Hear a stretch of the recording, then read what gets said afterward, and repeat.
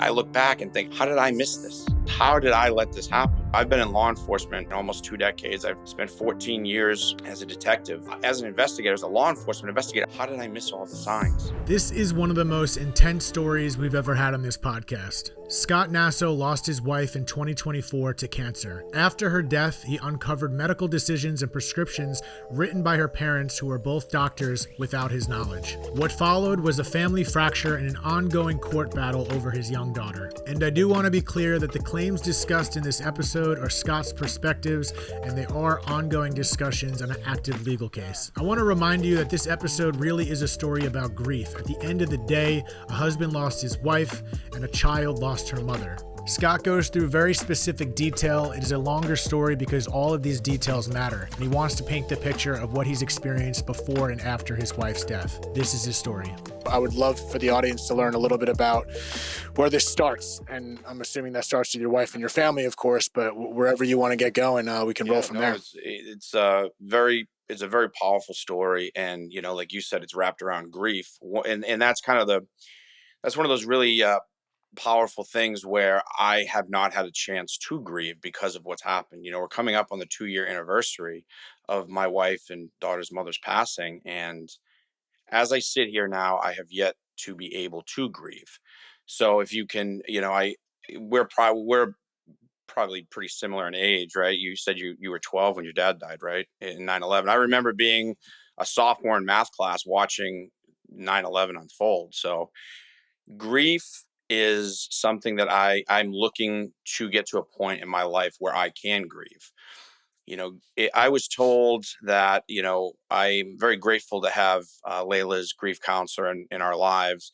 His name's Ryan Loisel, fantastic man. And one of the things he explained to me early on was grief is like, I'm sure you've heard this analogy. Grief is like an airline mask, an oxygen mask on an airliner where, you have to put yours on before you put your child's on. And that's kind of the crossroads I'm at right now, because I haven't been able to put my mask on. I haven't been able to grieve, and I've had to make that conscious decision. Obviously, you put your child in front of you. So grief is a very powerful thing. And, this podcast is it's fantastic. I was doing some research about it last night when All told me, and I was watching some of the episodes, and it's just fantastic what you have. It's one of those things, turning pain into purpose. You know what I mean? I see myself kind of following a path like you have, not necessarily in a podcast. Maybe it is. I don't know, but there's a lot of good, that will come from tragedy in this sense. But I guess we could start with my wife's passing. She died April 24th, 2024. I was told that, it's an angel number, 4242. Excuse me, it's 42424, 424 of 24.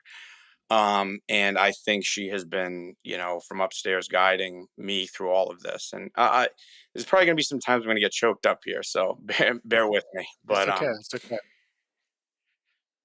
So what I learned, after my wife's death and during her hospitalization, it really started kind of during her hospitalization.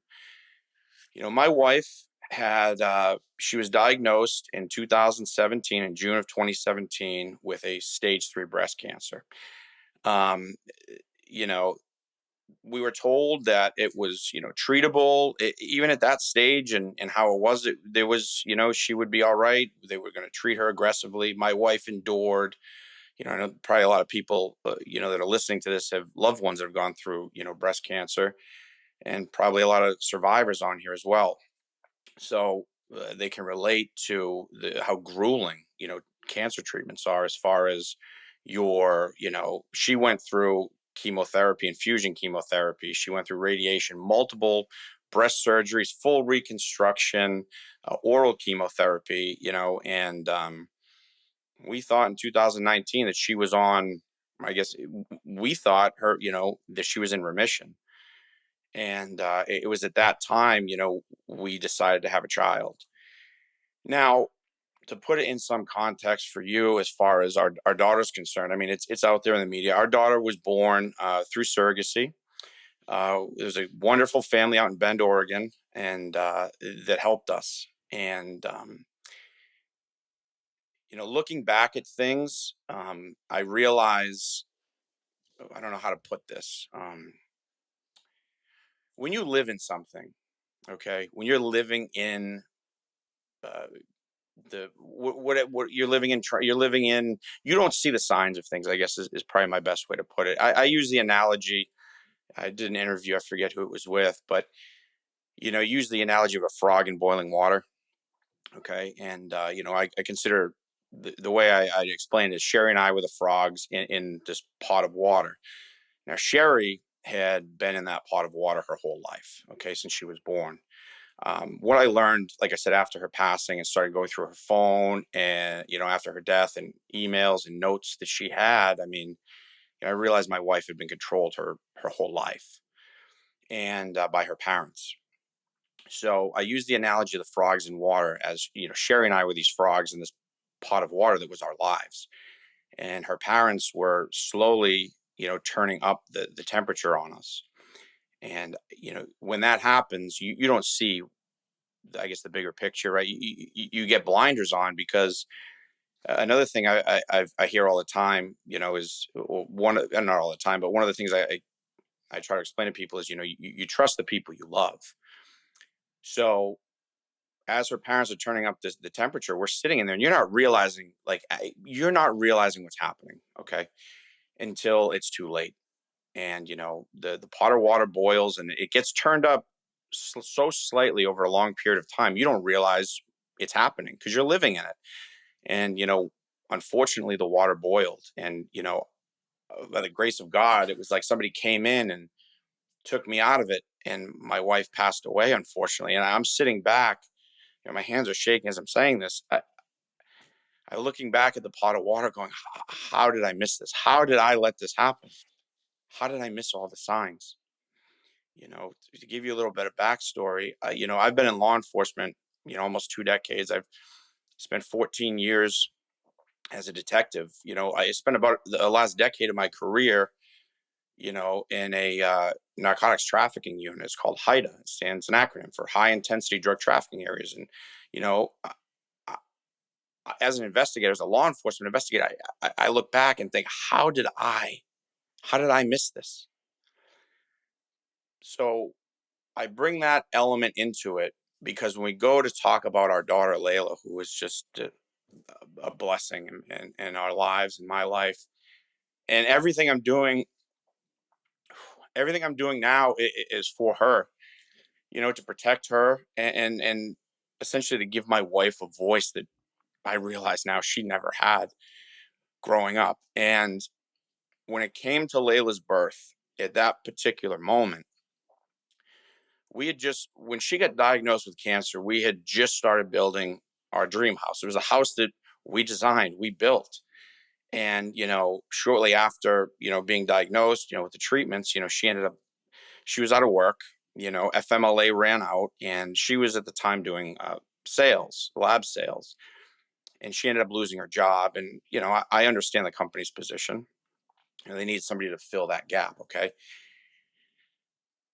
That being said, at that particular moment, we didn't have the money to have a child through surrogacy. Anybody out there who's gone through that process, it's very expensive, and none of it's covered by insurance.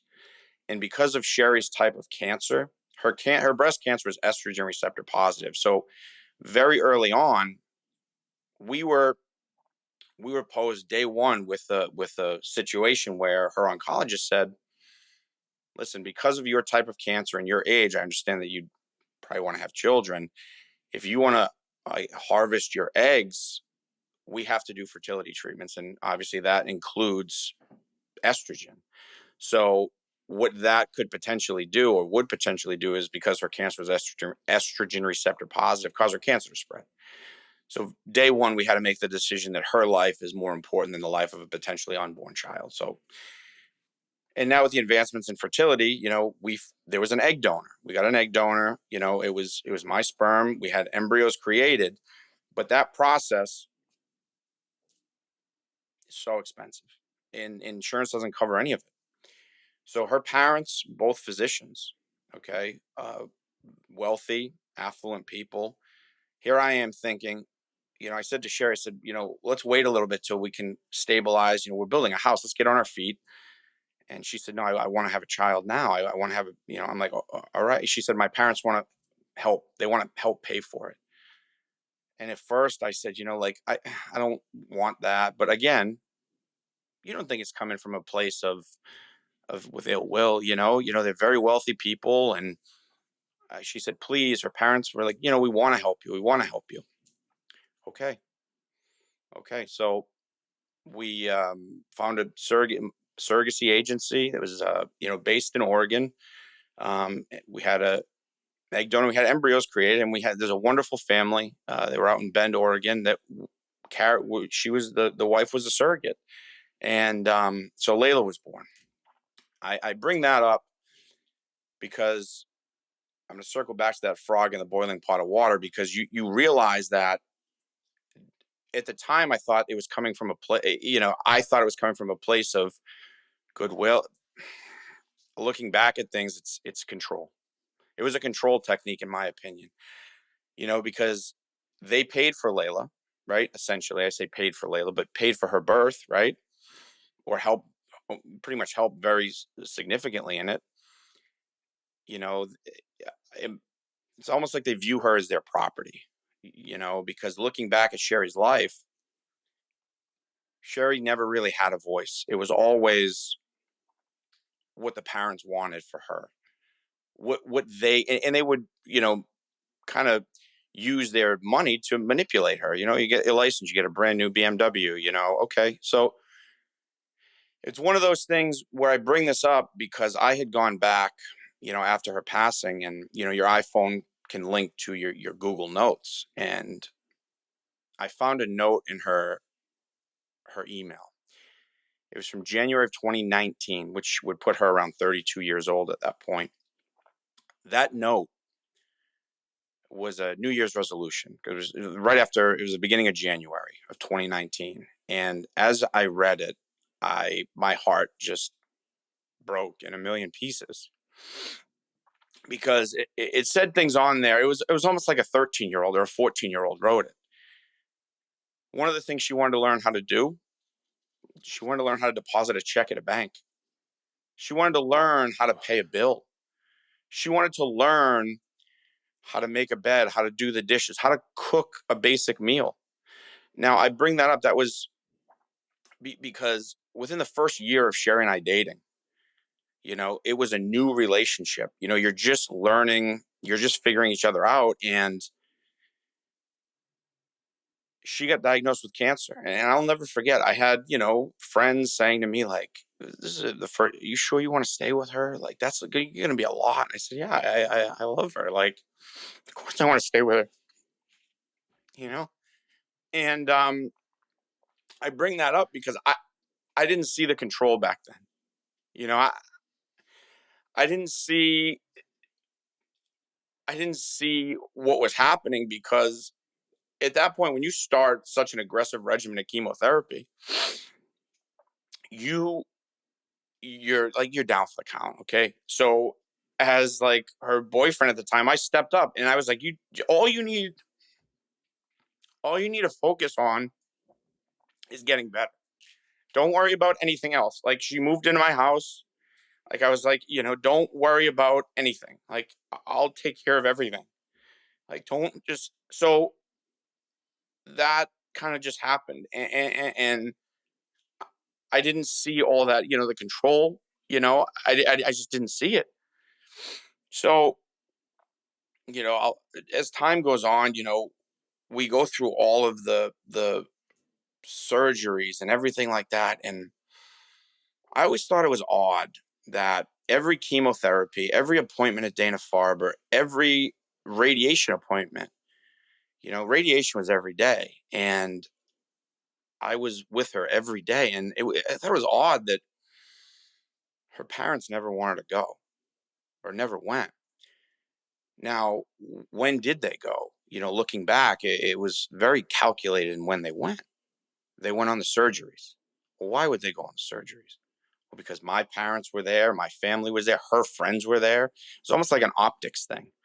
And I want to say that, I believe at some point they had said, "Oh no, we were there for her," and they went to her appointment day one at Dana Farber. The mother did, I think, and never again. And I thought that was odd. So as we go through our lives, we get engaged in 2018. It's actually April 18th of 2018. We got engaged, and during our whole relationship, the parents, they seemed like loving people to me, at least. But again, she was an only child. Did I think at points, during our relationship? Now, this is before my daughter was born. Okay, I thought they may be a little overbearing, stuff like that. But you need to remember, she's an only child, so I didn't know how to take it. I just thought maybe, this is how it is. And she's Middle Eastern. My wife was Middle Eastern. Both of her parents are from Iran, so I didn't know, maybe it was cultural, maybe it's an only child thing. I was like, oh, did I think they were a little, you don't want to say helicopters, but a little overbearing at times? I did, but it was manageable. It was almost like when Layla was born. That's when things really. That's when I want to say that's when they really turned up the temperature in our marriage. You know what I mean? And I felt like they were like driving a wedge between us. I'll never forget. I can't tell you how many times I said the words. I feel isolated. I feel alone. I feel like it's. I kept saying I feel like we're not a family of three. I'm communicating these things to my wife. I I've been going to a therapist for several years, even before this all happened. And after Layla was born, him and I would go back and forth, and I tried different techniques of communication, things like that, to try and get my message across in a very effective way. Because one of the hallmarks of any relationship is communication. So I would say, him and I would go over different communication techniques of how to get my point. And all I ever asked for, all I ever wanted, was healthy boundaries, because I kept feeling like I was being isolated from my own family. And, I'll never forget, even my parents would want to come down, and, my wife and my mother-in-law were like, no, they can only come down once a month, which is, I'm like, but again, when you're in a relationship, when you're married, you want to support your spouse. You want to be there for them. Okay. And it's not my job to communicate boundaries to your parents, or your spouse's parents. I communicate to my wife and would expect her to communicate those boundaries. And looking back at text messages and things like that, she would communicate those boundaries, but then her parents would, the term I use is steamroll. Okay. They would steamroll her, and she would try, and my wife would just get exhausted. It looked like there would be a barrage of text messages, and then my wife finally just says, okay. It was a control technique, and it's really difficult going back and reading a lot of those text messages now, knowing what happened. So after Layla was born, there was, I want to say, they were here a lot, too much. And I'll never forget talking to my wife and saying, they're toxic to our marriage. And I tried to have conversations, but the blame was always shifted back to me. I was always the problem. I'll never forget her mother. Her mother even said, during trial, one of the things she said was, I always tried to get him help. I always tried to get him help. Well, the problem is, I'm telling you what the problem is, meaning, boundaries and stuff like that. And then you're turning it around on me saying, no, you're the problem. So how do you fight against that? And I, most of the time, I didn't throw out our relationship. I just, because I didn't want to fight with my wife, I would just swallow my pride, you know, and move on for the what I thought was say like harmony, what I thought was doing the right thing and not arguing.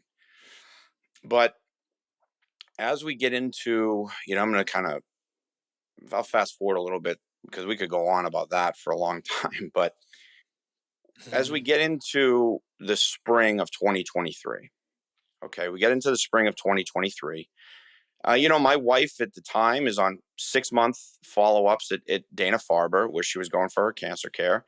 Again, thinking she's in remission. And it was about that point where I started noticing things are changing. She's being forgetful. She was having really dramatic mood swings. She wouldn't, she'd go from being happy to being angry. And it was one of those things, it was like I almost could do nothing right ever. No matter what it was, I couldn't do anything right. And it was simple things like, hey, this weekend we have a birthday party. Make sure it's on the calendar. Can you put it on the calendar for us? Because we got a shared calendar. And the weekend would come, and I'd say, we got that party. She's like, well, we have something else. I was like, well, don't you remember? So I started noticing little things, but nothing that set off any alarms. And it was the 4th of July. We were at her parents' house in Maine. Her parents have this beautiful lake house on Sebago up in Maine.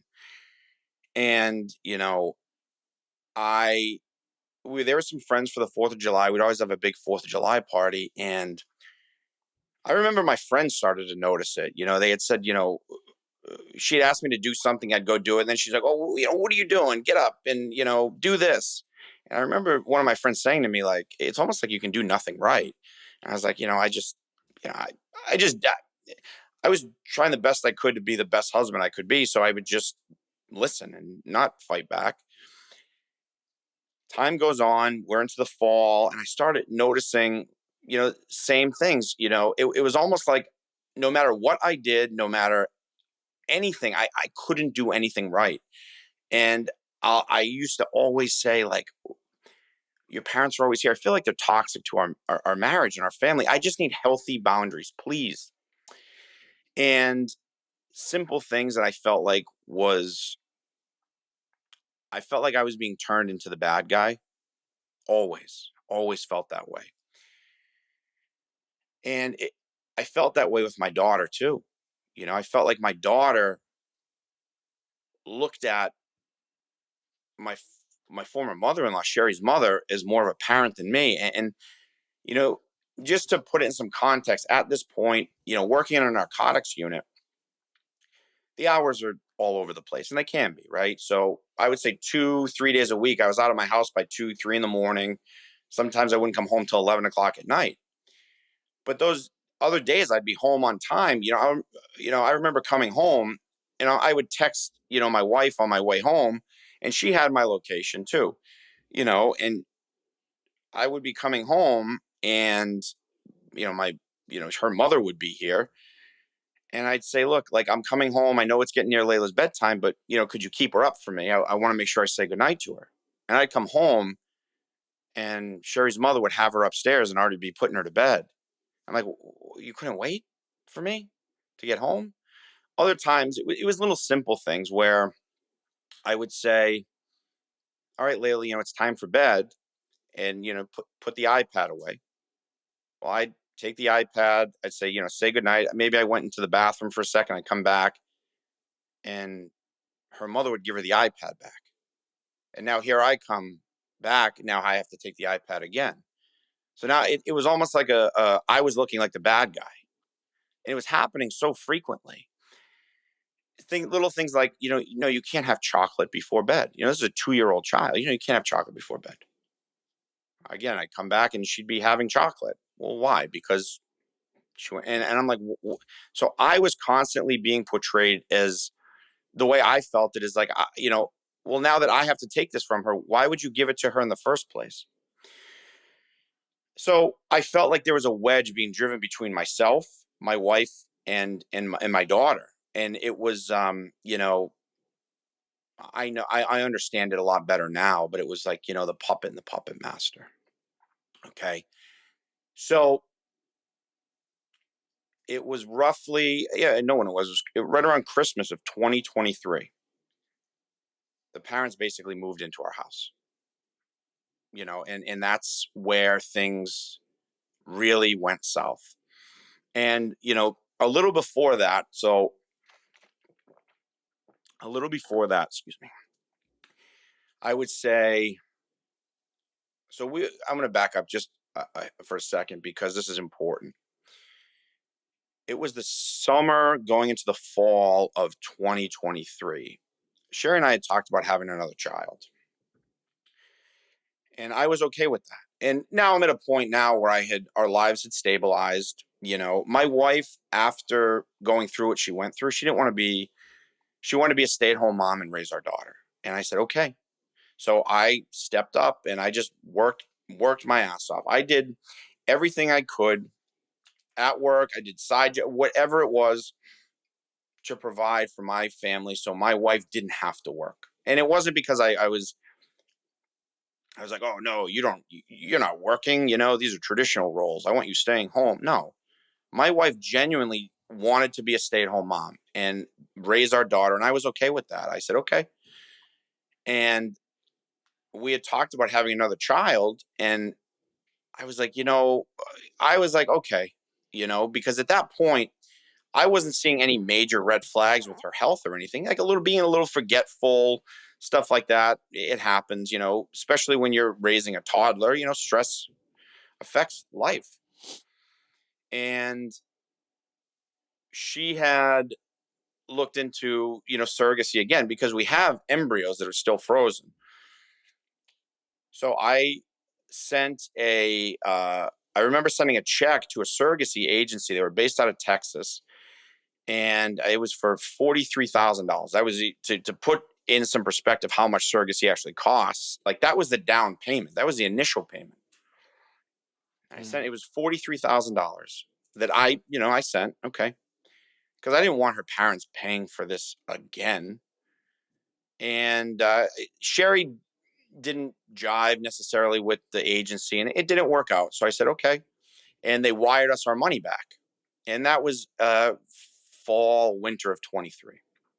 And she said, I want to go back and work with the surrogacy agency that we've worked with when Layla was born. I said, okay. So we get into the winter, and right around Christmas, it was like her parents moved in. It was right Christmas Eve, and it was like they never, ever left. And they were here a lot. Before that, they were here a lot anyway. And I remember saying to Sherry, like simple things, and she would like get, the parents like got mad at me. I was like, I don't want them, on a day where I didn't have to be to work, like at 3 in the morning, her parents would show up at the house at 7 in the morning, just unannounced and come in. I'm like, listen, it's not that I don't like your parents, but can we get a little heads up here, or just something, or just ask me? Like, I didn't, just simple things like that, that it was almost like they just felt like, they could just show up whenever they wanted. And I used to say things to her, and it was almost like I was, I don't want to say it like I was talking to a wall, but it was like it wasn't getting through. And I was just in a tough position. So we get into that winter, and Christmas time, they move in, and it was just it was almost like the nightmare began. I don't want to say began. It was like the nightmare intensified, or began, right? Because then I started to see it more because I was around more. Because and what happened was my wife started not feeling well. Okay, when I say like actually having physical issues, and I would say to her, my personal thoughts on the matter. Now I'm a cop, like I'm a detective. I'm not a doctor. My personal feelings on the matter were I thought she was dealing with depression, raising a child, and the more I saw things, I remember coming home multiple times, and all the blinds in my house would be down, and, it'd be really hot in the house, and it had like a smell, almost like a dirty diaper. And I'd come in, I'd look around, I'd say, what? My daughter at the time was in daycare part-time. So she was there 2 days a week. And I would say, why is Layla still in her pajamas? It's 5 o'clock. Like, well, it's a nice day out. Why aren't you guys outside? And I would say to her, I'm like, you don't need to work. I'm not expecting you to, bring home like an income. Like, that's fine. But for your own mental health, like, volunteer somewhere, go to a shelter, an animal shelter, and volunteer. Just do something to get out of the house. Because what ended up happening, I remember saying this to her. I said, this house is turning into a prison cell almost. You need to get out. And that's why I would say to her, your parents are being detrimental to our marriage, but also to you, because it's like when they're here, you're not leaving. Our daughter's not leaving. I'll never forget. My daughter looked at me one day. I said, Layla, let's go. I took her out to breakfast. And I said to her, my wife wasn't feeling well. My in-laws or my former mother-in-law had said, oh, Sherry's not going anywhere. She's not feeling well. Okay. I said, well, I'm going to take Layla out with us. With me. I'm going to take her. I'm going to get her out of this house because she needs to get out. And I'm getting Layla ready. We're downstairs. And she says to me, are you taking me to CVS? Or no, are we going to the pharmacy is what she said to me. I said, no, we're going to go out to breakfast. Why'd you say the pharmacy? Well, that's where Gigi always takes me. I said, well, Daddy's going to take you. We're going to go out to breakfast. And she looked at me and said, okay. And she said, Daddy, I got 2 years old. Daddy, why does Gigi treat, now that's what she would call my wife's mother. Why does she treat mommy like a baby? This is a 2-year-old girl. Oh, 2 years old, looking at me, realizing that her mother is being treated like a baby. And I said, now that kind of, I was taken aback by that. And I was saying, what? And I want to say this was around February of 24, because I remember what I had done. At the time, I was seeing my therapist once a month, once every three weeks. This gentleman by the name of Christopher Baker, phenomenal guy. And I remember saying that to him, because what I would do is I would write things down, because I would only go to him once a month. It was really around like Valentine's Day. I had started, kind of taking notes a little bit. So I wouldn't remember when I would go see Chris.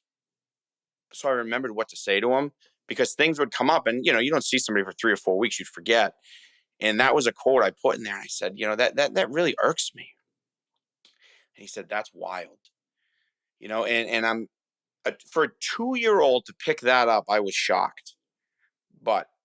And to only bring up that she only left the house to go to the pharmacy, that was also something that kind of sticks with me still to this day, knowing what happened.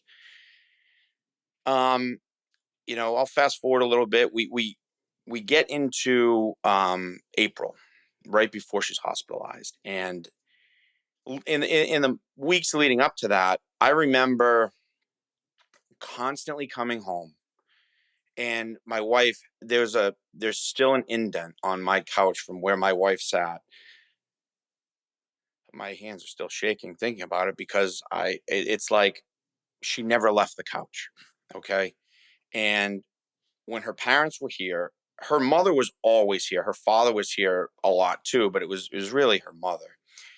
And it was like where my wife sat on the sectional, and on either side her parents sat. It was I couldn't get near her. It was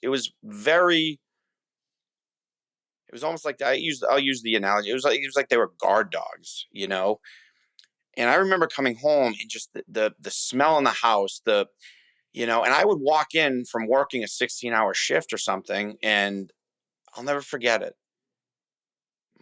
My former mother-in-law, looked at me, and Layla was in diapers, and she said, she handed it to me. I just walked up from upstairs. Layla just pooped here. And I'm looking around like, what?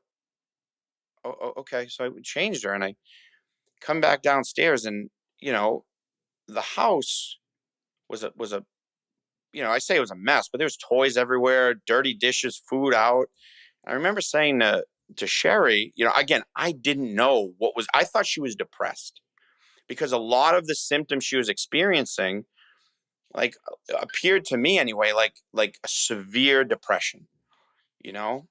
Um, and I remember saying something like, you guys are here all day. Like, I don't want to come home and have to pick up the house, cook, and just. And her mother looked at me and said, "If you want a housekeeper, hire somebody." And I was like, "No, I don't need a housekeeper. Like, that's not what I'm saying. I'm not expecting Sherry to be on her hands and knees mopping the floor or scrub. No, but like, the dirty diaper that's on the floor, can we get it into the trash, or just basic things like that? Or like, why does the house smell so bad? And there's food left on the stove, and I just, again, I never really said anything because it's my wife. Like, I love her. Like, I'm not, looking for confrontation. And it was right around, I remember coming home April, let me think, so 13th, April 10th.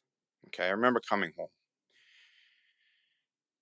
And there was like my wife was sitting on the couch, and we have a sectional.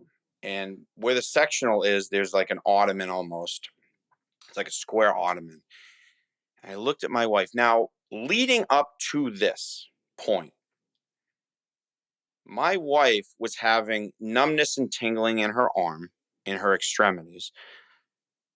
I Looking back at her text messages, I can see how severe it was because she was reaching out to her parents, telling them what she was feeling.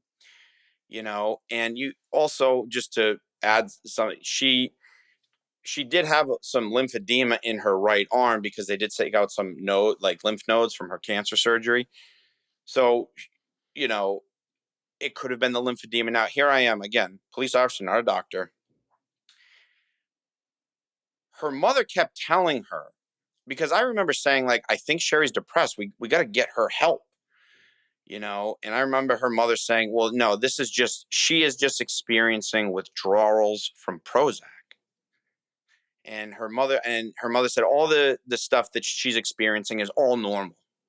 Saying it so confidently. Now, her mother isn't just, her mother's a high level, was a high level. I mean, she was the chief of pathology for South Coast Hospitals Groups, which is a big hospital group, and the father was a solo practitioner pediatrician. He was my daughter's pediatrician. We can get into that after, but leading up to this, Sherry had been being told by her parents, especially her mother, all your symptoms are normal. It's all Prozac withdrawals.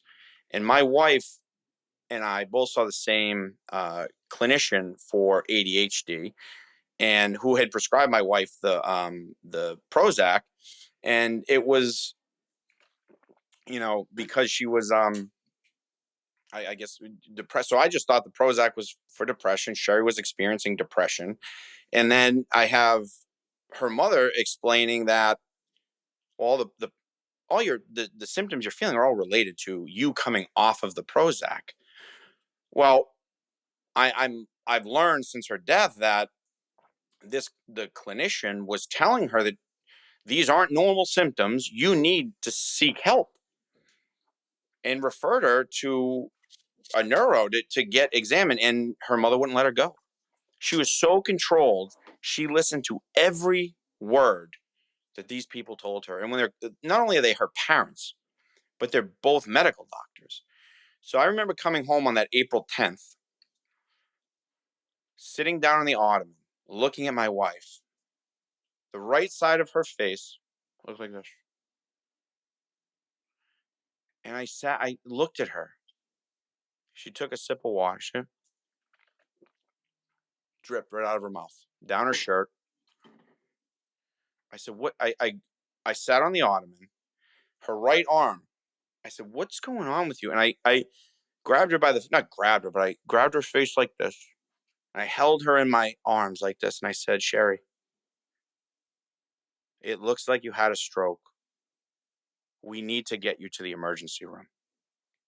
Her mother stood up, stuck her hand in my face, and said, back up. You don't know what you're talking about. You're not a doctor. You're a cop. Shut up. You're stressing her out. In not so kind terms. Okay. I didn't know what to do. I'm at my wit's end because here's the problem. Working in law enforcement for so long, I know if I call a rescue to my house, all that's going to do is inflame the situation. Okay. Because I'll tell you right now, she wouldn't have gone in the rescue. She would have refused no matter what. Short of physically dragging her out of this house, forcing her into a car, and taking her to a hospital where I would have then had to drag her out of the car, get her into an emergency room. You obviously I would have been arrested for a domestic assault in that situation because she didn't want to go. What am I to do? So I did not know what to do. I have all these thoughts running through my head. So the best thing I could do, we have a set of friends, Mike and Mary Jane Morgan. They have been my rocks during all this. And excuse me. Mike's Mike's father is a gentleman by the name of Dr. Thomas Morgan. Fantastic, fantastic man. He's a neurologist, not just a neurologist, he's an expert witness neurologist. He's been doing this for a very long time. I wanted Sherry to see him at one point. You know, when Nicole, the nurse practitioner that Sherry and I saw for ADHD, had said, you know, you need to see a neuro. I was like, well, let's go see Dr. Morgan. And the mother was like, no, she's fine. She's fine. Because the other thing that was happening was Sherry would do her appointments through Zoom. And I'm learning now that more likely than not, her mother was sitting in the background telling her what to say, because there was a point around Easter of that year where the topic, it was on Easter, had come up about how Sherry should be seeing a neuro. And Sherry's mother was telling her to lie to her clinician and tell her that she was fine. It was a wild. I couldn't wrap my head around why she was telling Sherry she was going to be fine while her clinician's telling her to see somebody else. And I mean, a lot of it makes sense to me now, you know, because she's steering her away from the person who was trying to get her help. But that day, April 10th, was when I didn't know what to do. The next day, I was at work. Our unit was doing something in Warwick. And I remember texting or calling Mary Jane, Mike's wife, you know, at my wit's end. I said, look, I need help. Like, I don't know what to do. And Dr. Morgan's office is in Warwick. So we wrapped up what we were doing for the unit. And I said, you know, I told my boss, like, I'm going to take my lunch really quick. And instead of taking my lunch, I drove to Dr. Morgan's office and I met with Mike and Mary Jane. And I had said, look, we got to figure something out here. And I think they were like, why don't you just bring her to my dad? I said, she won't leave the house. How do I get somebody to leave the house that won't leave? So collectively, we came up with this plan. And it was like, well, Mary Jane's like, look, I'm going to invite her over for dinner on Friday and tomorrow night, because this was now a Thursday. And she said, I'm going to invite her over for dinner, bring her over. I'll have Tom here, Dr. Morgan, and you know, basically do like a kind of a trick her to think she's going to dinner. Now, mind you, it had been, I want to say, at least 3, maybe 4 months at this point. My wife had never left the house. No matter what I did, no matter what happened, I don't think she left, maybe once. So I come home from work. Mary Jane said, you know, I'm going to text her. I'm going to reach out to her. So I come home from work the next day. It was a Friday. Well, excuse me. I had gone home that night and she was like, oh, Mary Jane texted me and, you know, wants us to go over there for dinner. I said, okay, yeah, let's do dinner. Now, obviously, she had no idea what was going on. So Friday comes around. I come home from work and my wife's on the couch. My daughter's still in her pajamas. Her mother's here. And I said, hey, you know, I told you I was coming home. We're going to, you know, see Mike and Mary Jane for dinner. Her mother's just said, she's not going anywhere. She's not feeling well. said, okay. I said, look, please come. I'm I'm gonna get Layla. I'm gonna bring her upstairs and get her ready. You need to get out of this house. Okay? Please, please. And I begged. And she said, okay. Walked upstairs, got Layla dressed, and I'll never forget this. I came downstairs. My wife is sitting on like a little footrest. Her face is like this, and she's just sitting there. And her mother is doing her hair and makeup like she is a doll. I'll never forget looking at her and saying, what are you doing? Do you not see this? You're treating her like she's a doll. Shut up. You don't know what you're talking about. Okay. We go to their house for dinner. Mary Jane said, I looked outside and I called Tom immediately. Layla and I were walking in. Sherry was behind us, and Mary Jane said, I watched. She could barely lift her leg to walk. Her right side was drooping. She said, I called Tom immediately and had him rush. Tom was at dinner with some friends. I had him rush home. And that's when, even to me, I had no idea. So Tom brought her into another room and did an examination, and he called me in after and said, I'm going to say what I just said to her in front of you. And he said, there is something wrong with I'm concerned that there's something wrong with the left frontal lobe. So I'm not obviously a neurologist, but the left side of the brain controls the right side of the body. Okay. Is kind of what he explained to me. And that frontal lobe controls things like emotion, judgment, reasoning, which makes sense until, as far as all the things that I was experiencing and noticing with her. I'm like, okay. He said, she needs an MRI. I said, okay. He said, I'm going to make a phone call tomorrow morning. I'm going to make a phone call and you're going to be in to get an MRI first thing tomorrow morning.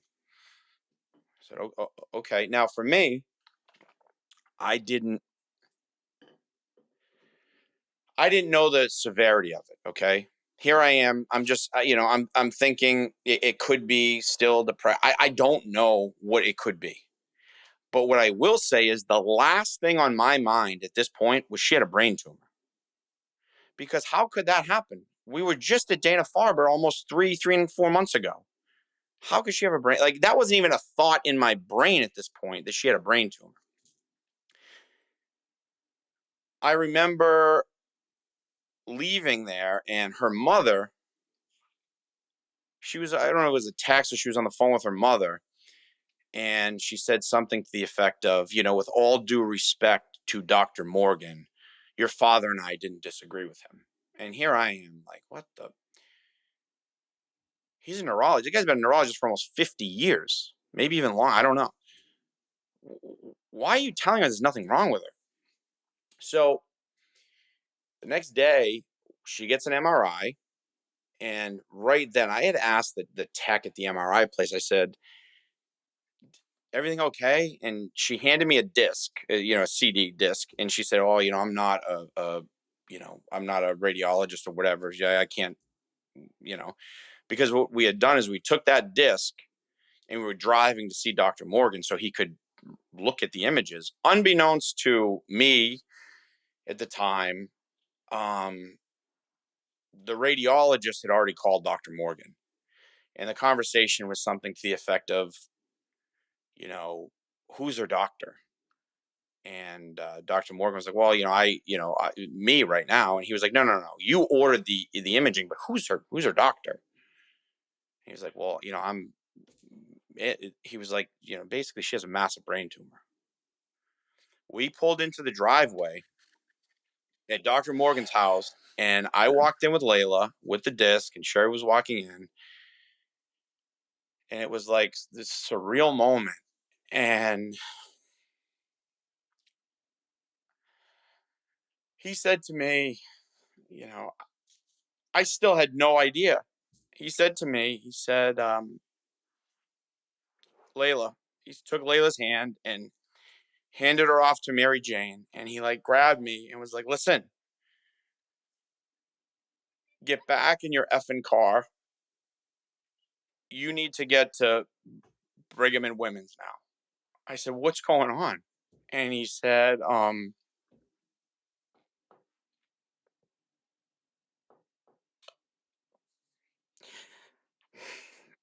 you, pointing to Sherry, he said, you have a massive brain tumor. I don't know if he used the word massive, but I think he said you have a brain tumor. And it was about 4.2 centimeters, not millimeters. It's the size of a golf ball. And what it had done, it was so large that it had shifted her whole brain and was pressing on her ventricle, one of the ventricles going to her brain, to the point where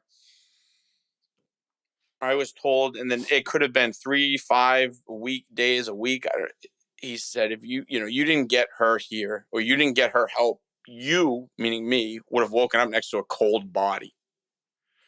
So I rushed her to Dana Brigham and Women's in Boston, and that was Saturday, the 13th of April. And I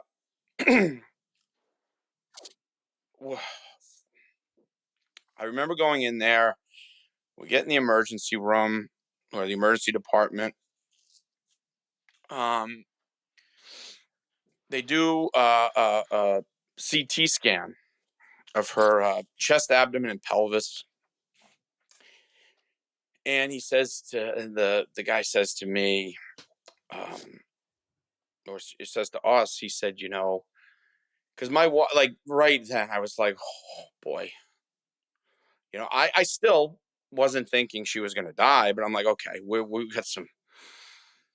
had a long road ahead of us here. And, because obviously at that point, no, it's like stage 4 cancer. And the guy comes back in.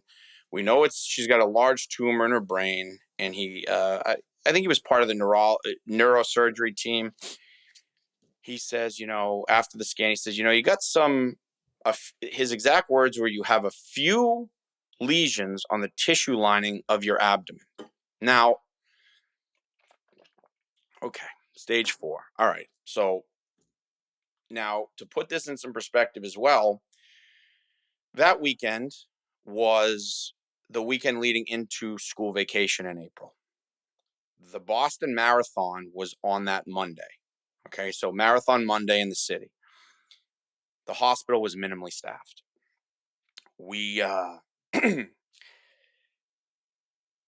they make the decision to do brain surgery, and they do it on a Sunday. Now, I told my wife that I wouldn't leave. And I remember that first night, they get her upstairs. It was Saturday night, and I she had they put her in a room with another woman. So obviously, like, in their hours were till 8 o'clock, and they said, you can't stay here. Like, you have to go. And I'm in Boston. Like, where am I going to go? Like, I'm not. I told her I wasn't going to leave. So I remember like going down and like sleeping by the elevator on a chair. I remember, and then like security comes around, like, you got to go. So I remember that first night sleeping in a bench outside it was freezing out. I remember sleeping just outside on the street outside of the hospital so I could go back in. And anyway, the next day they they do the surgery. So this was on Sunday, and I had no idea what was going to happen. And people say, well, what was do you remember what she said? And I said, yeah, of course I remember what she said. She said, because she couldn't eat before they, give her anesthesia. And the last words she said were, when I get out of surgery, can you have some food for me? I said, yeah.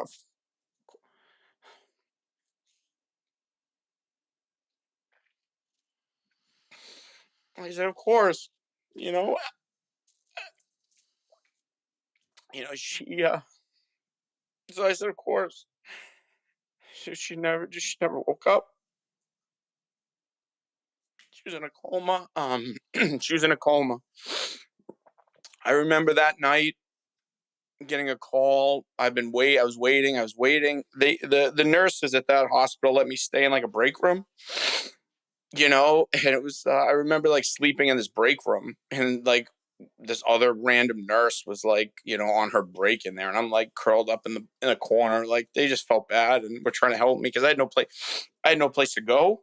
Um, I had no place to go, and I remember getting a call from the neurosurgeon, and she had said, you know, that was basically the brain tumor was brutal. It was large and it was dense. She compared it to a marble, and she said, we had to take the whole thing out all at once. So, and she explained to me that the roots of the tumor had gone deep into her brain. Okay, and she said to me, I said, is she going to be okay? And she said, I don't know. I said, what do you mean you don't know? She said, I don't know. She said, I don't know if she'll be blind, deaf, paralyzed. I don't know. Whew. So from there, she goes into the a neuro ICU at Brigham and Women's. Now, for anybody who's never been into a place like that, it's one-on-one care. There's a nurse outside your room, and I sat on a folding chair all day, every day, and I had let people know what was going on, obviously, because we had a child that needed to be cared for. And I started thinking back, like, okay, her parents kept telling her she's going to be fine, but she has massive brain tumor. Like, what? How do you're doctors? How don't you see this? So, my daughter at the time was 2 years old. So, you got to understand that they were around so much. She didn't know anything different. Okay. But I remember our friends organized, like they had a schedule for Layla. Like on these days, they had a full calendar of stuff for Layla to do. But at nights, Layla would come home and stay here, so she'd sleep in her own bed. And Sherry's parents would be here. And I'll never forget how odd this was. And other friends had said it to them too. Like, why aren't you coming to the hospital? Why aren't you coming to visit? My parents, our friends were there constantly. Why aren't you coming here? It was odd. And then I find out it was April 21st or 22nd. Here I am sitting by her side every day. I got a hotel room at this point up in Boston, so I could walk to the hospital. And I said to her, I said, excuse me, we were, what happened? Oh, there was a gastroenterology team that came in. Now, they had been doing things, it was being next to my wife, any person who'd just gone through such massive brain surgery, like it was, dude, it was so difficult. She's in a coma, and she had these like spastic movements. She's breathing, but I'll never forget, like she would like rip at her oxygen. She would rip at things. They had to put a bite block in her mouth because she was ripping her own lip off with her teeth. She would make these just, oh god, just like, it just sounds like she's just like, I don't even know how to describe these groans and moans, and just it was horrible to sit here and watch the person you love like suffering in pain. It was almost like she was having like seizures, and dude, it was just horrible. And watching her have to like tear at her own lip with her teeth and sticking a bite block in there, it was just, but I'm like, all right, like she's gonna come out of this, like we're gonna be okay. It's gonna take time, but she'll like survive. And then I realized it was April 21st or 22nd.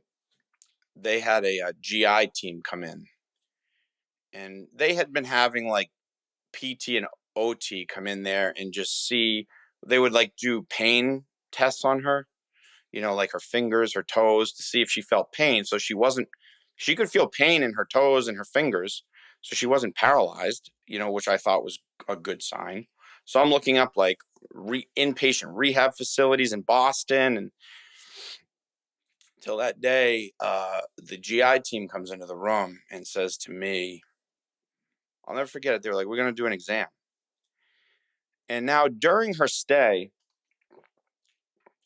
I had been keeping tabs on her labs, and ALTs, and I want to say ASTs, they're like your liver counts, okay? And this other thing called a bilirubin, which I had no clue what that was.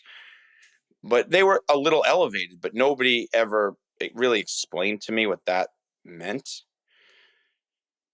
So the GI team comes in to do an exam, and I'll never forget, I just walked around the corner to grab a cup of tea, and I came back, and they were already walking out of the room.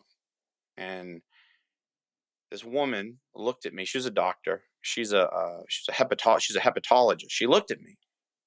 I was standing there with my cup of tea, and I'll never forget it. She looked at me and just said, "Your wife's going to die. Her liver's failing." What? Explain that to me. How did that happen? She said, "There's nothing we can do. Your wife's liver is gone, and she's going to die." The only way to describe it is it felt like somebody came up from behind me and kicked me square in the groin as hard as they could. I almost collapsed. I said, "What do you mean?" Apparently, her cancer, the cancer was everywhere, all throughout her body. Her liver was covered in cancer, and I didn't know what do you mean she's gonna die? 2 days later, dude. 2 days later,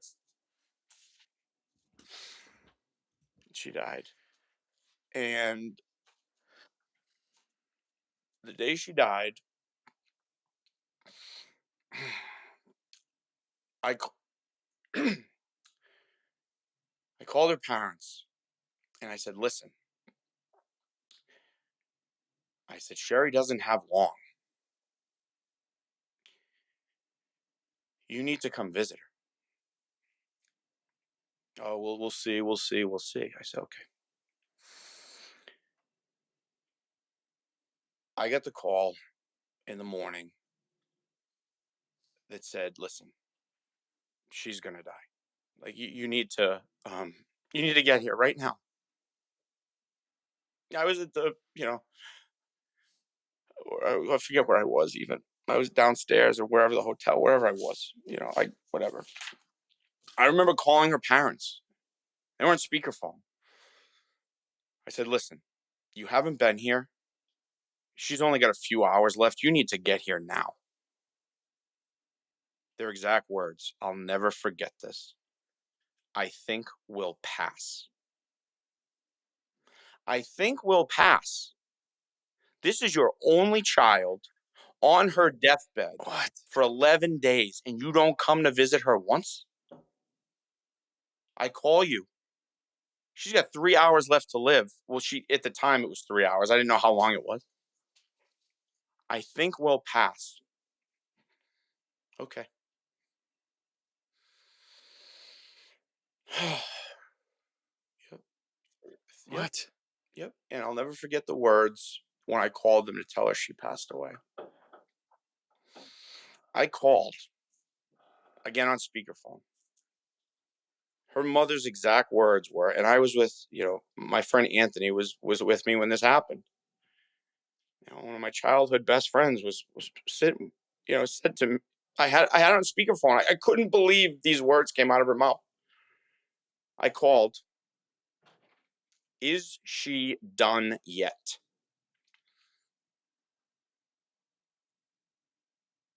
Is she done yet?" Okay, let that sink in. Is she? I think I said she's not a piece of meat. So After that happens, wow. All right. So after that happens, Jesus, dude. and this is only the beginning, right? So that same day, obviously we leave the hospital. Uh, my wife just died. My daughter is 2 years old. How in the hell do I explain to a 2 year old that the woman she saw every day, the woman she looked up to, her mother, you're never going to see her again? How do you explain that to a 2 year old, right? So all these um all these thoughts are going through my mind, and I go. I couldn't drive, so Anthony drives me, and we go. Mike and Mary Jane Morgan had Layla at their house. They were watching her for the day. So we go pick up Layla. She's running around. She's so excited to see me now because she hasn't seen me in, 10 days. I saw her on a Monday, and the parents, the Monday before that. And when I saw her, the parents had blamed me for why Sherry was in the hospital. I'll never forget that either. So during her hospital stay after her brain surgery, I had to come home that Sunday night. She was in the neuro ICU after the surgery. I come home that Sunday night because I had to meet with my daughter's school that Monday. This is again before she passed. And I came home that night. Anthony and my other friend Brian drove me home from the hospital. And I remember this is the day after the brain surgery, the night after. So I remember coming home and sitting down with the parents. And they looked at me, and the mother said to me, "This is all your fault." And this is before she died. She said, "This is all your fault. This is all that stress you put her through these last few months. That's why this has happened to her." And I just walked away. I wasn't even going to entertain it. And I remember her saying to me, "You kept telling her it was all in her head." And I remember looking at her and saying, "Yeah." And I was right. It was a brain tumor, because I did think it was mental health. I thought it was something, depression or something. So yeah, I was telling her it was in, and it turns out it was a massive brain tumor. So the day she passes, we're coming home.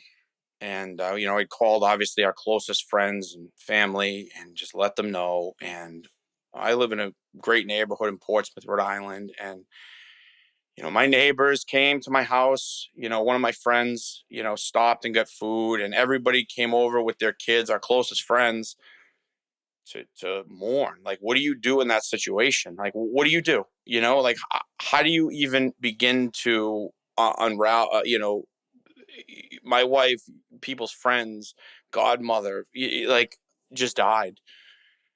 So, and again, her parents didn't visit at the hospital. And, I just said, when they had that call about her, is she done yet? I remember saying, I said, "Where are you guys right now?" And they said, "Oh, we're at our friend's house," or something along those lines. And they had they had shown up at our house.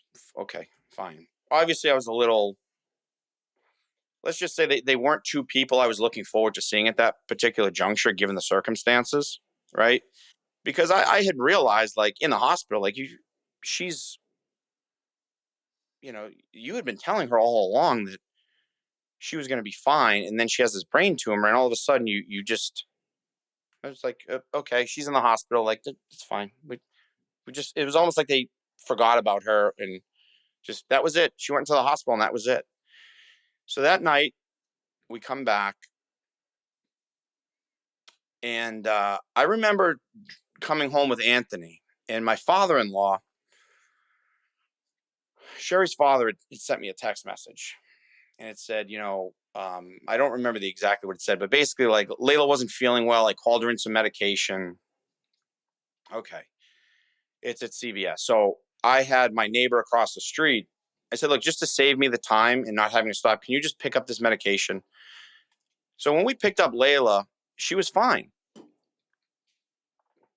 She was running around Mike and Mary Jane's house, obviously excited to see me. Now, at this point, obviously, her first question is, "Where's mommy?" Now, I said, "Mommy's not feeling well. She's, I think I said she's up in Boston. She's at the hospital or something, you know." So Layla didn't think much of it, and we get home, and uh, I walk. My neighbor meets me in the street, and he had the brown paper bag of the medication. Now I was with Layla. I was holding her in my arms. She was fine. My friend Anthony is a paramedic. He's a firefighter, but he's also a paramedic. He's been for 20 years. You know, he looks at me and hands me the gentleman across the street hands me the medication. My friend hands me the medication and says, "Hey, is everything okay with Layla?" I said, "Well, yeah, I don't know. Sherry's father said she wasn't feeling well, but he looked at me and goes, this is prednisone. Like, this is like a pretty heavy duty medication for a 2-year old. Like, I'll never forget. Anthony took the medication from him and looked at it. He looked at me, looked at Layla, looked back at me and said, listen, he's like, you're a father. He goes, but maybe you want to try like some Motrin or Tylenol first if she's not feeling well. He's like, this is a prednisone. It's a steroid or cortisone, whatever he said. I said, okay. And Layla was fine. I came inside and I threw it up in a kitchen cabinet. I'm like, she's fine. So Layla's obviously she's 2. She's not understanding what's going on. And her friends are here and they're running around. And I'll never forget the day the Boston Bruins were playing the Maple Leafs in a Stanley Cup playoff game. I had it on the TV in the living room, which it's like the way my house is set up, it's kind of an open plan from the kitchen, dining room, living room. And her parents walked in. Okay, I wasn't going to make a scene, or anything. Like, I mean, I'll never forget. They sat on the couch. There was probably 15 people here, kids running around. They didn't speak to anybody. They didn't come up to me. They sat on the couch and turned off the hockey game and put on tennis. Like nobody was there. What, what planet are these people That's from? a good question. Yeah. I'll just wait. I mean, put on tennis, and it was like nobody else was here. Like everybody was looking around, like, what just happened? Oh my You got God. all these guys, and we all played hockey growing up. Like we're all watching the game, and all of a sudden it's off, and it's tennis. And I remember looking at one of my friends who turned to me. I was like, "What?" I said, I sat down. I went over and gave him a hug. I sat down, and I said, "Look, I didn't even care about the TV thing." I said, "Look, like." I said, this is, I gave him a hug. I sat down. They were so cold. And, I got to kind of go back a little bit here because this is also really important. When I had called them to tell them to get to the hospital, Sherry's only got a little bit, Sherry's going to die basically. I had called them. I was about 11 o'clock in the morning. And that's when they said, we think we'll pass. 5 minutes after I hung up that phone call, I got a text message from Sherry's father. And it said, we have already started making funeral arrangements. Sherry's to be buried at Swan Point Cemetery in Providence. We have contacted Cheryl, which was the father's office manager, to start to make the arrangements. I forget the funeral home that he said, it's going to be at this funeral home in East Greenwich, and we want a very small ceremony. She's still alive, mind you. Okay. And now I just ignored it. I said, I'm on my way. I got to get to the hospital. We'll cross that bridge later. But that was what their thought process was. So when I sit down after I get home, this is after she passed. Now they're in my house. They had changed the TV to tennis. I sit down. I give them a hug and I sit down. And the mother looks at me, so cold. Did you give any thought to our wishes? I said, truthfully, no. No, I haven't. Well, those are our wishes. I said, oh, okay. Well, I said, we can discuss this later. And she says again, well, that's what we want. And I said, okay. I said, well, what you need to realize is this, like, you got to give some time here. Swan Point Cemetery may be a nice cemetery, but it's also almost an hour from our house. Okay. So I said, we can cross that bridge later. Well, that's what we want. And I said, well, okay, that's great, but I need to figure this out. And she looked at me and she turned her nose up, turned away, and just went, you do whatever you want. Thank goodness there was three of my, not that I would have done anything, but I remember getting up and going, I go, I was talking really soft because there was kids around. I said, you treated her like she was a piece of meat. Is she done yet? I said, why would you do such a thing? And my friends, the three guys were like, listen, like kind of like ushered. I was just, I was getting ready to explode. I was beside myself. I Of go course. in the, I just walk away. Right now I'm in the kitchen. And it's funny, like there's other guys in the kitchen because what I did was I streamed the hockey game. I was just like, leave the TV alone. I streamed the hockey game to I have like one of those Google hubs in my kitchen, so I just streamed the hockey game to that. And we had guys in the kitchen watching the hockey game. All of a sudden, I hear my daughter screaming from the living room. I run in there and I go. I was like, oh, I forget exactly what I said. Sherry's parents had my daughter pinned on the floor. Her mother, Sherry's mother, had her by her shoulders on the floor. Her father, Sherry's father, had his hand on her chest, and they had just shot a syringe full of prednisone down Layla's throat. Excuse Yep, me? right down her throat. I said something. They let her go. My daughter. It was almost like I don't know, the scene from like the Exorcist where the girl starts vomiting everywhere. My daughter sat up and started projectile vomiting all over my living room. People were here in the living room. Now, nobody knew what was happening because I don't know, maybe she needed her diaper change. Who knew? Who would expect or think something like that would happen? I grabbed my daughter. She starts I had this black sweatshirt on, vomiting all over me. Now, I rush her upstairs. My neighbor across the street, Stephanie, was like in shock. She runs up the stairs behind me. We get to the top of the stairs. Stephanie's like, what just happened? And I told she like, you couldn't fathom something like this happening. And people had cleaned it up. I guess and I wasn't down there. I was upstairs with my daughter. I guess the two parents just sat back on the couch like nothing happened, or maybe they like sprayed some air freshener, or I don't know. So I'm upstairs now. My neighbor Stephanie helps me get. I have to change. Stephanie like is giving her a bath. I just said to Stephanie, I said, look, when you go downstairs, get them out of my house. I said, I'm like, just get them out of here. I don't want them here. I'm done for the night. I'm done. We got Layla a bath.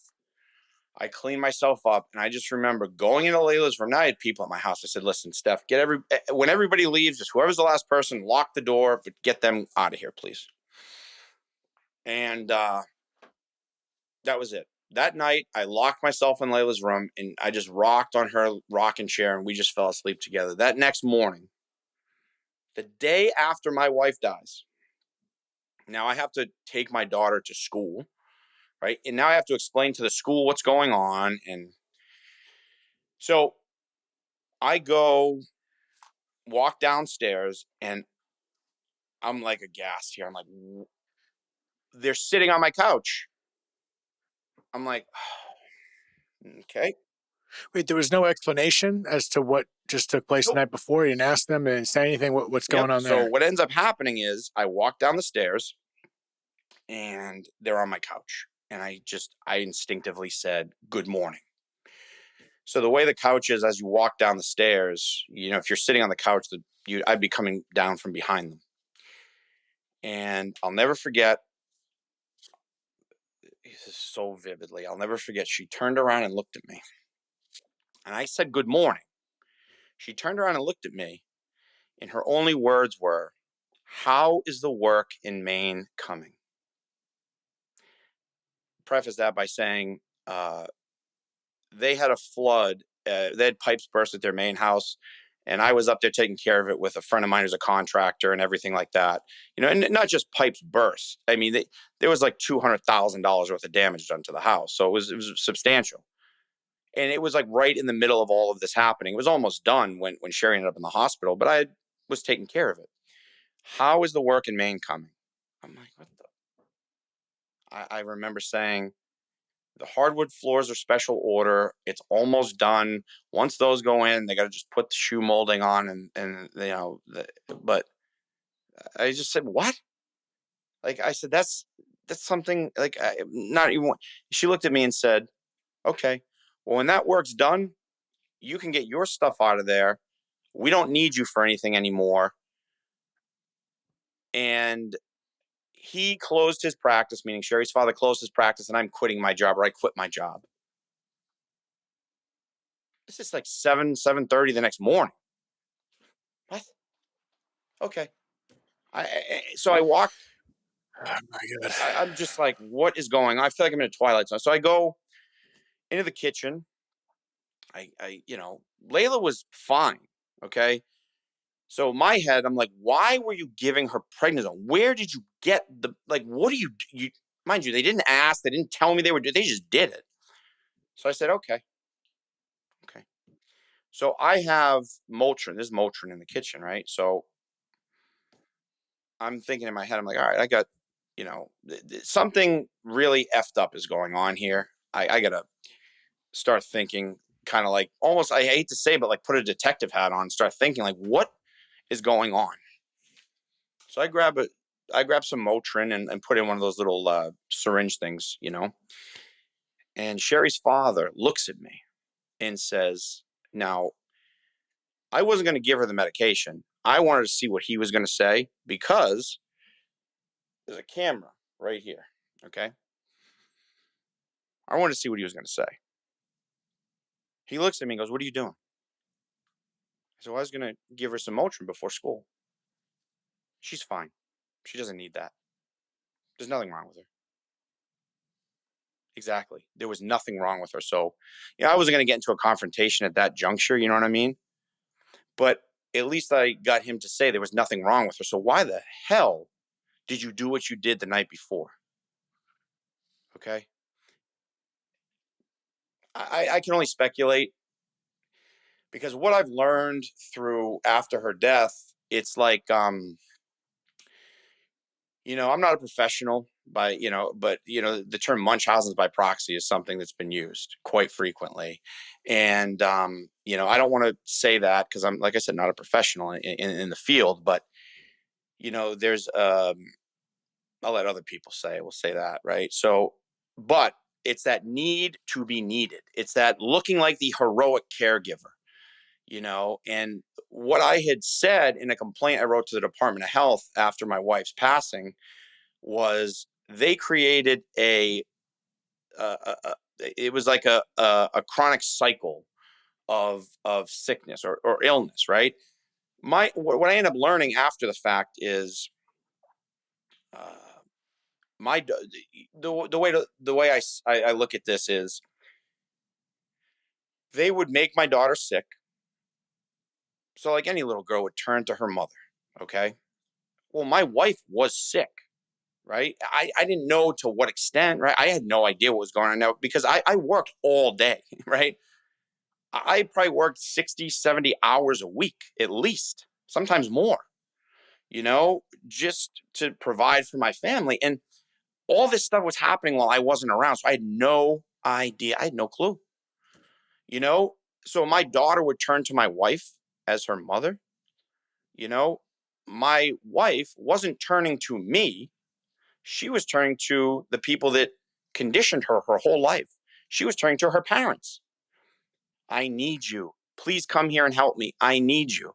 So if you keep my daughter sick, so she's constantly turning to my wife is constantly turning to them. You create this cycle, okay? It's that need to be needed, okay? It's not like there's that other term like people think it's like there's a financial incentive like, oh, if I'm always sick, People donate. I think that's malingering. I think there's a difference there. But it's this emotional connection that is what was happening, or in my opinion, what was happening. So all kinds of odd things happened after her death.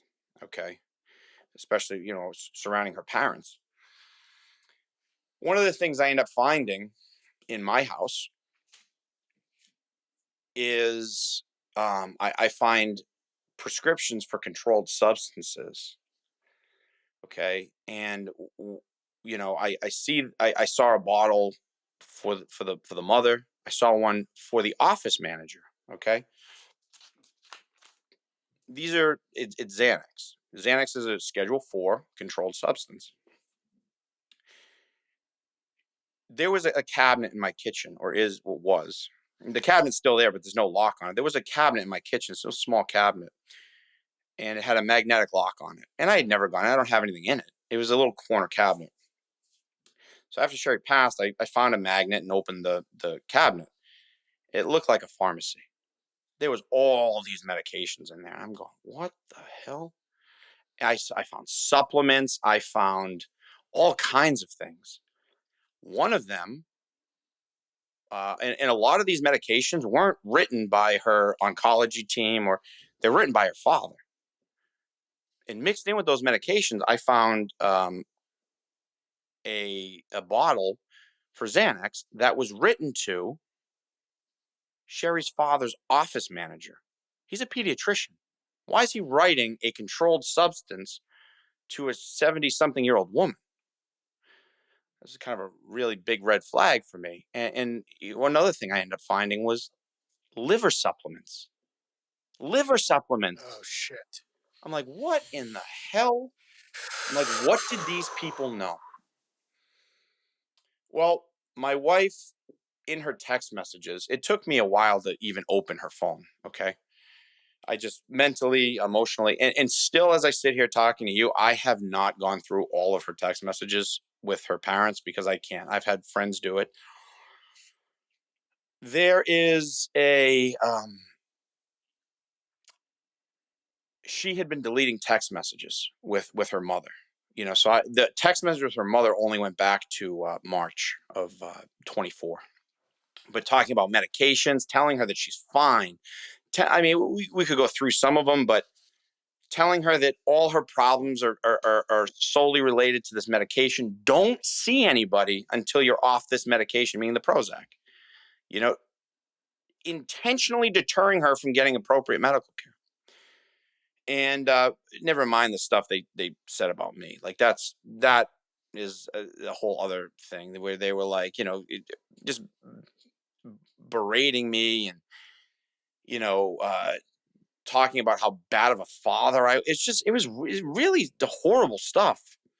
But regarding the medications, I'll stick to that right now. Is I ended up getting prescription records. I find all these medications in my house.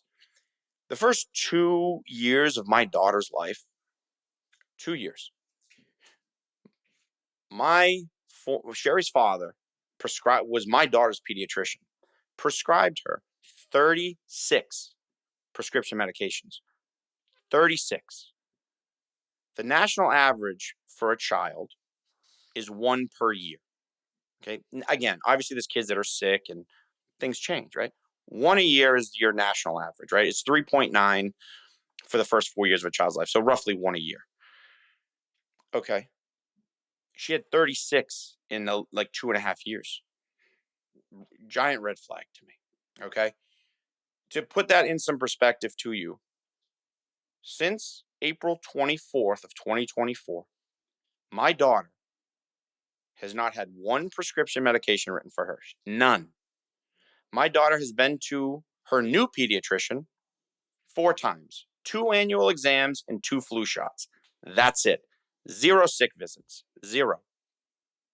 But yet, my daughter was always sick, apparently.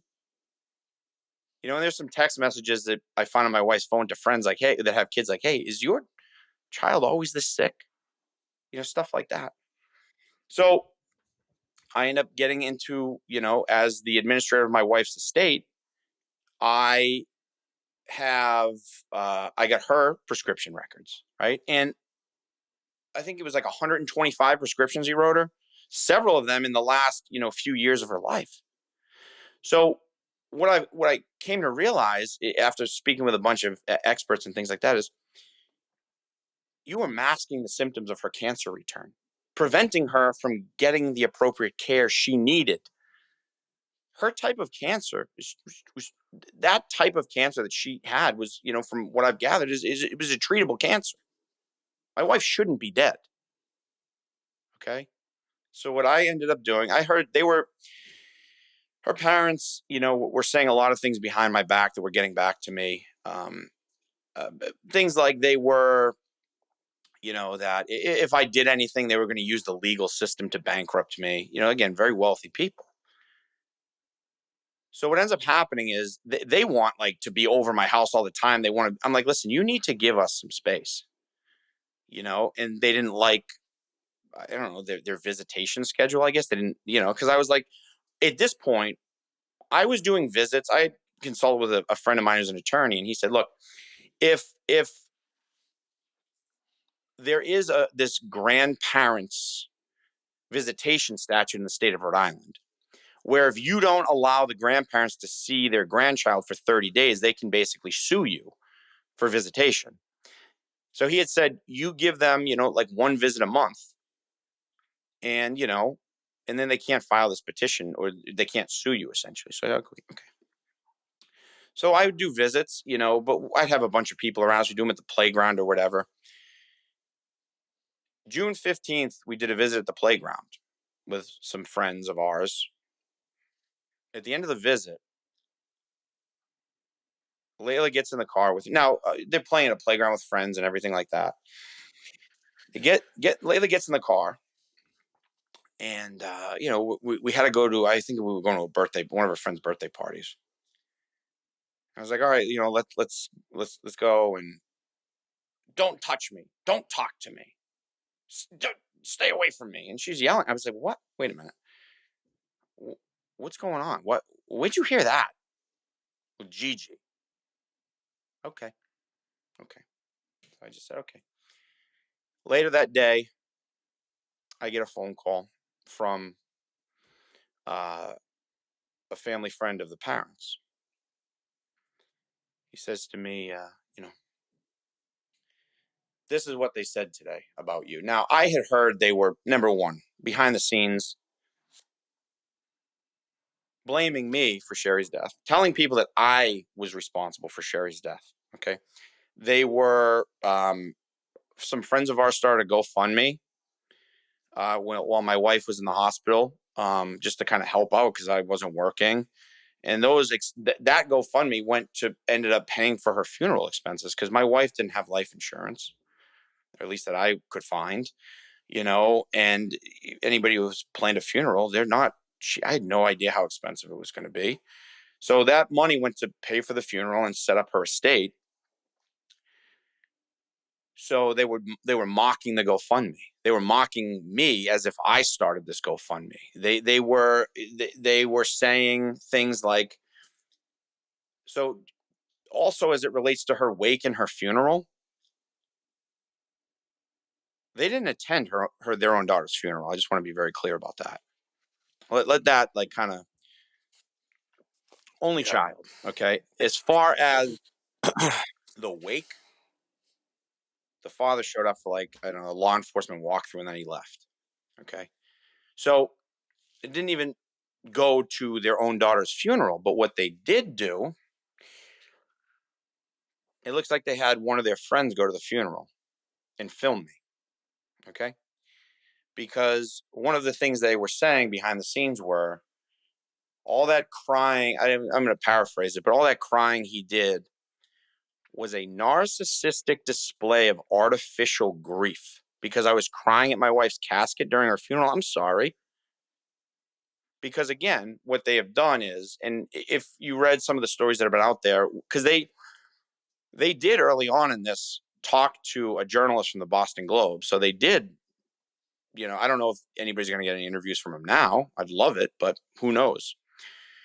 You know, they did speak to a journalist with the Globe, and they called me a narcissist and all this other just horrible things they said about me. But I think recently somebody was it I forget who. I think it was the Daily Mail maybe asked for a statement, and I think their lawyer responded that there's a standing court order preventing public comment. I'll just tell you right now, there is no court order preventing public comment, or I wouldn't be on the show, right? So, how do you defend the truth, right? You just don't talk. So, I guess that's the approach they're taking with it. I don't know, but so they kind of like mocked me with all of this, and we're going to go back to that June 15th. They had said that they were making fun of me at this lunch they had gone to, and had made comments that you know the mother had said that Layla doesn't say anything about her daddy when I'm around because he doesn't stand a chance. And they had talked about basically preparing to use this law to like bankrupt me if I didn't give them what they wanted. So there is a law in the state of Rhode Island where if you don't see your grandchild for 30 days, you can essentially sue the parent. So there's a standing here. You need a standing, right? So there's only two options. One is the event of a divorce. The other one is in the event of a spouse's death. And obviously, what gives them the standing to file this action is that Sherry had passed away, because what had happened is on July 10th, the father had sent me a very threatening text message, or a text message that I took as threatening, and it was basically like, I could read the whole thing to you, but it ends with, "I hope you do the right thing." Meaning, like, we want to see her more. You're not letting us see her. We don't know why, but I hope you do the right thing. And what's funny about that text message is that text message that he sent me made its way to his allegedly best friend, the father's, and his own best friend called him a liar. Okay, his own best friend said, I don't know where this reconciliation tone's coming from, given all we've been hearing about Scott this whole time. So I knew it was a lie. And it said that, a lawyer had suggested they send that. So I said, you know what? I talked to my friend who's a lawyer. And he said, Scott, that's it. This was July 11th. He said, that's it. They're going to sue you for visitation, but the visits are done. Like, this is getting too much. So July 11th was the day. I said, that's it. We're done. We're done. And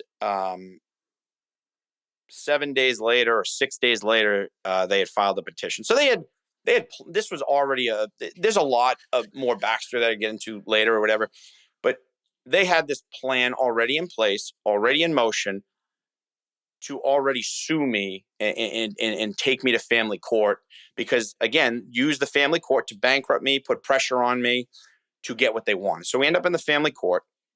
Now, in order to grant visitation in the state of Rhode Island, a judge needs to hold a hearing and needs to basically look at the grandparents' reasons for why they want visitation, needs to look at their past relationship with my daughter. There's all kinds of factors that need to be taken into account. They need to prove that they're fit and proper people. And in addition to that, they need to prove with clear and convincing evidence that my reason for denying visitation wasn't valid. So basically, they need to prove to a judge with clear and convincing evidence that my decision was wrong. And they need to prove they're fit and proper people to begin with. And going into court, I mean, there's a lot going on. That's known, that's seen, everyone knows So the that first part. day we go to court. So family court in Rhode Island. So what they did, which was kind of a tack, we go through a court ordered mediation in the beginning of September, and it was very simple. There is nothing you can say or do. I am not granting any type of visitation. And I told the mediator, there's no agreement. Okay. So now September 23rd of 2024 is our first day in family court. The judge at the time, my lawyer at the time, we go into the courtroom. She goes into a conference, a chambers conference, and my former in-laws or Sherry's parents' attorney, and comes back, I would say 45, 50 minutes later. Now I had like I said, my best friend Mike Morgan was with me, sitting in this sitting with me at court. She comes back into the room and says the judge is going to grant visitation. I said, "What? What do you mean? You either do this or do that. You don't have another choice." The choice of a lawful hearing was never on the table. It was either you accept this visitation agreement that's been proposed, or she's going to do it anyway and make it worse for you. So what was proposed was 1 hour every other week, supervised by this third party supervision company that was just, I didn't have a say in whatsoever as her father. And by the way, you have to leave the visits. You can't stay. She said, you got 2 minutes. Like, they're calling our case. We have to go back in there. The way I explain to it is, it's like you have the choice as a father. And on top of What's going and on? on top of that, my daughter, up until that point, didn't need counseling. So immediately after my wife's death, I tried to get Layla in counseling, met with her school. Her school is fantastic. The women at her school, the director, the assistant, everybody at her school just came around us. It was fantastic. And they were helping me, like, how do I explain this to a child? What do I do? Right. So I got a counselor for my daughter. I did an intake appointment with the counselor. And this was right after Sherry's death. And she said to me, I gave her permission to talk to the school, her teachers, and she said to me, Scott, I've met with everybody. Your daughter's great. You're a great dad. She's not forcing counseling on us, right? She was like, she's good. She doesn't, you keep doing what you're doing. She doesn't need counseling. Well, wouldn't you know? We do an intake appointment with this visitation supervisor. I'll never forget what she said to me. My daughter at that point, she was supposed to be going to a different school. And once all this happened, I was like, she's not going there anymore. She's going to stay at the facility, at the school she's in.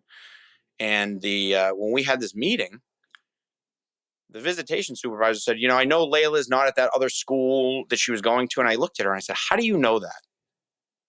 How do you know she's not at that school? Well, the grandmother told me. I said, how does she know? I said, that's red flag number one.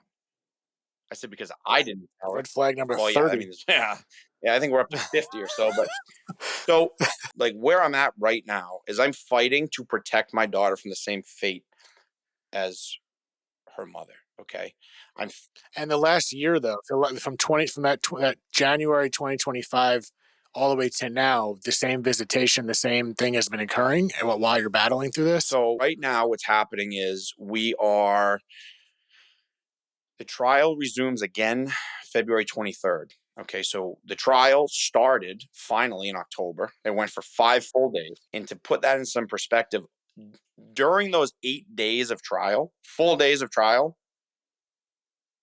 her parents are still on the stand. That's how much information is coming out at this trial. Her father has been on the stand now for, I want to say, almost 6 days. 6 full days. And we're not even close to being done because there's so much information, right? So we're going into, the judges said when this starts back up on the 23rd, he's going to take it day by day until it's over. There's a lot here. They've both admitted on the stand that I'm a fit and proper parent. No issues with my parenting. Parents have a 14th Amendment. Parents are protected. The 14th Amendment protects parents. It protects your procedural due process, your substantive due process, which is the liberty interest in raising your child, right? It protects where your child goes. You have the ability to determine where your child goes to school, their religion, their health care, their mental health. You have that right. Are you adequately providing for your child? A fit parent is somebody who's adequately providing for their child: food, shelter, clothing, schooling, medical care. Like, you're not neglecting your child, right? The financial toll this has taken on me, To put it in some perspective, as I sit here and talk to you now, probably upwards of $600,000, somewhere in that vicinity. So over $500,000 fighting for what? To protect my fundamental constitutional right to raise my child and to keep her safe. To protect her, it's like a true real life David versus Goliath. And I've got a support from, I've had people reach out to me from all over the country, all over the world, really. And it's like the same message. Don't stop. Please don't. I had to give up. Don't stop. Don't give up. So that's, in a nutshell, it's like I'm fighting to protect my daughter. That people have a hard time believing it could be true. And I'm not going to sit here and blow smoke with something I can't prove to you. I'm a detective. I've been a detective for a very long time. I wouldn't be coming on a podcast like this or talking to major media outlets and putting like stuff out there that I could not back up. So there's so much information here, whether it's like health issues, health insurance, whether it's, police, whether it's losing a spouse, cancer, going through something with cancer, whether it's, raising a child as a single parent. There's so many things here. I tell you, one of the biggest things is the family court. Unbelievable, but true. All of it is true. And this is one of those things where the truth is so much stranger and so much more unbelievable than any type of fiction. So, like I said, there's so many elements we could go through, but I don't know. The time is, I guess, the of the essence, right? So, Yeah, no, it's not. It's not of the essence. I mean, considering especially you've been going through this for 2 years, I just think I would love to follow up again if it's something that you find of oh God, value. yeah, And I just hope you and your family find peace through this. And besides the ideas of what you're going through, it's just like you said. I just wonder how much this is going on across the board, and other people can hopefully relate and hopefully find some solace through this. But listen, man, I appreciate you giving me the time to explain all this because, again, this is a lot, and I feel like we still just kind of got the tip of the iceberg. So perhaps we can do another version of updates and hmm more information that you weren't able to get on this conversation. But I hope you feel some sort of energy coming about being able to share this on this oh, platform in some capacity. absolutely. It's such a great opportunity, and I wish, in a sense, I wish I kind of like condensed down what I was saying, but I didn't want to. There's so many important details that I didn't want to necessarily leave out because it really lays the foundation to get to where we It are. does. But as we sit here now, it's like I feel like I'm in a twilight zone is probably the best way to put it. Where I'm stuck fighting, you know, for something that's so fundamental and so basic that the right to just raise your child and keep them safe is what this really boils down to. And I think what a lot of people forget is at the core of all of this is a now 4 then 2-year-old little girl who lost her mom tragically. And that's what people a lot of people seem to forget. And that's kind of why I'm doing all of this is for her, and that's the truth, and that's what it boils down to. And there's just so many layers here, but being able to talk with somebody like yourself and be on a platform like yours is incredible. So thank you so much for that opportunity. Really, it means a lot.